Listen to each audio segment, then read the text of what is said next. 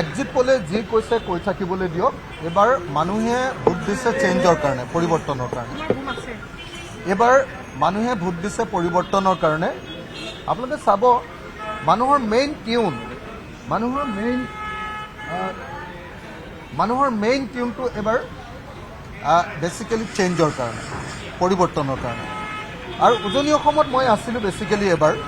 আৰু উজনি অসমৰ গাঁৱে গাঁৱে ঘৰে ঘৰে এটাই কথা যে এইবাৰ আমি বিজেপিক হৰুৱাম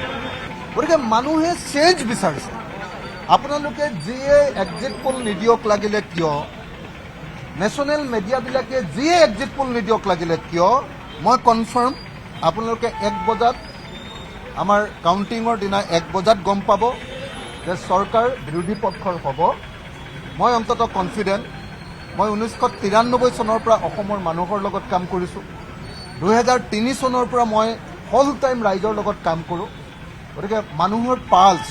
মানুহৰ হৃদস্পন্দন ৰাইজৰ হৃদস্পন্দন মই বুজি পাওঁ বুলি ভাবোঁ আৰু সেইকাৰণে মোৰ দীৰ্ঘদিনীয়া অভিজ্ঞতাৰ ফলস্বৰূপে মই আপোনালোকক ক'ব খুজিছোঁ যে এইবাৰ বিজেপি চৰকাৰৰ বিৰুদ্ধে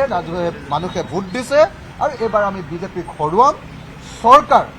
70+ সিটেৰে বিৰোধীয়ে গঠন কৰিব আৰু যদি বিৰোধীয়ে গঠন কৰিব নোৱাৰে টেকনিকেল কাৰণত আমাৰ প্ৰচাৰ অলপ কম হ'ল আমি একেলগে প্ৰচাৰ কৰিবলৈ সময় অলপ কম পালোঁ তাৰ কাৰণে যদি টেকনিকেল কাৰণত ডাইৰেক্টলি 70+ নাপাওঁ তেতিয়াহ'লেও একদম চৰকাৰ গঠনৰ একদম হেৰিয়াত থাকিব আপোনাৰ এই যুঁজখনত থাকিব যে সমান সমান প্ৰায় সমান সমান চিটত থাকিব আৰু তাৰ পাছত বিজেপিয়ে আমাৰ মানুহ কিনিবৰ কাৰণে চেষ্টা কৰিব এইটোৱে হ'ব আপোনালোকে চাব 26ৰ ইলেকশ্যনৰ মূল থিম আপোনালোকে চাই থাকিব বেলেগ কথা চব কৈ থাকিবলৈ দিয়ক কিন্তু কথা এইটোৱে আপুনি বিচৰা বাতৰি পাব কেৱল নিউজ 18 এপত নিউজ 18 এপ ডাউনলোড কৰিবলৈ স্কেন কৰক এই QR কোড গুগল প্লে ষ্টৰতো পাব এই নিউজ 18 এপ